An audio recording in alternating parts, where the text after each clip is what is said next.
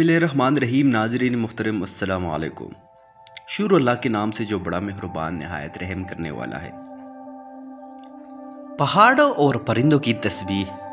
हज़रत दाऊद अलैहिस्सलाम खुदावंद कदूस की तस्बीह व तकदीस में बहुत ज़्यादा मशहूर व मसरूफ़ रहते थे, और आप इस कदर खुश अलहान थे कि जब आप ज़बूर शरीफ पढ़ते थे तो आपके वजद अपरी नेमतों से ना सिर्फ इंसान बल्कि वहूश व तीर भी वजद में आ जाते और आपके गिर्द जमा होकर खुदा की हमद के तराने गाते और अपनी अपनी सुरीली और परकेब आवाज़ों पर तस्बीह व तकदीस हज़रत दाऊद अलैहिस्सलाम की हमनवाई करते। और चरिंद परिंद ही नहीं बल्कि पहाड़ भी खुदावंद तआला की हमद व सना में गूंज उठते थे। चुनांचे हज़रत दाऊद अलैहिस्सलाम के इन मौजज़ात का ज़िक्र जमील अल्लाह ताला ने सूरह अंबिया और सूरह सबा सूरह साद में सराहत के साथ बयान फरमाया, और दाऊद के साथ पहाड़ मस्खर फरमा दिए कि तस्बीह करते और परिंदे ये हमारा काम करते।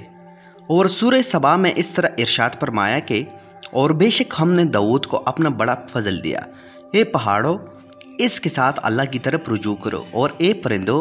और सूरत स्वाद में इरशाद फरमाया बानी इस तरफ हुआ कि बेशक हमने इसके साथ पहाड़ मस्खर फरमा दिए, तस्बीह करते शाम को और सूरज को चमकते और परिंदे जमा किए हुए सब इसके फरमान बरदार थे।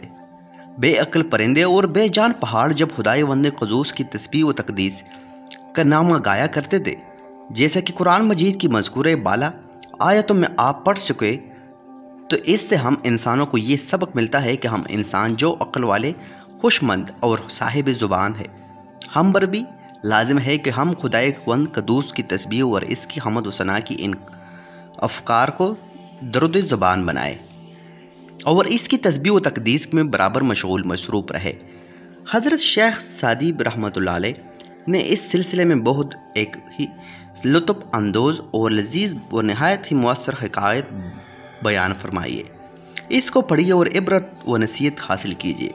वो फरमाते हैं अल्लाह ताला ने फरिश्तों के बाजू और पर बना दिए हैं जिनसे वो फ़िज़ाए आसमानी में उड़ कायनाती आलम में फ़रामीनी ज़ुबानी की तामीर करते रहते हैं। किसी फरिश्ते के 2 पर, किसी के 3 और किसी के 4 पर है।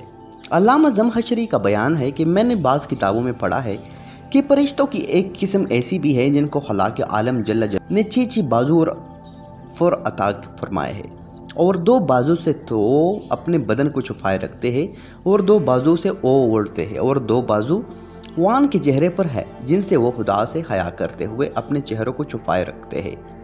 और हदीस शरीफ में है कि रसूल अकरम सल्लल्लाहु अलैहि वसल्लम ने फरमाया कि मैंने सूरत अल-मुंतहा के पास हज़रत जिब्राईल अलैहिस्सलाम को देखा कि इनके 6 बाजू थे। और ये भी एक रिवायत में है कि हुज़ूर सल्लल्लाहु अलैहि वसल्लम ने हज़रत जिब्राईल अलैहिस्सलाम से कहा कि आप अपनी असल सूरत दिखा दीजिए, तो उन्होंने जवाब दिया कि मैं आप इसकी थाप ना ला सकेंगे।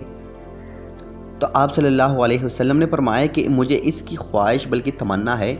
सो हज़रत जिब्राईल अलैहिस्सलाम एक मरतबा अपनी असली सूरत में वही लेकर आपके पास हाजिर हुए, तो उनको देखते ही आप पर गशी तारी हो गई। सो हज़रत जिब्राईल अलैहिस्सलाम ने अपने बदन से टेक लगाकर अपने आप को संभाल रखा और अपने एक हाथ हुज़ूर सल्लल्लाहु अलैहि वसल्लम की सीने पर और एक हाथ दोनों शानों के दरमियान रख दिया। सो आपको अपाका हुआ तो हज़रत जिब्राईल अलैहिस्सलाम ने अर्ज़ किया कि या रसूलल्लाह सल्लल्लाहु अलैहि वसल्लम, अगर आप हज़रत इसराफील को देख लेते तो आपका क्या हाल होता।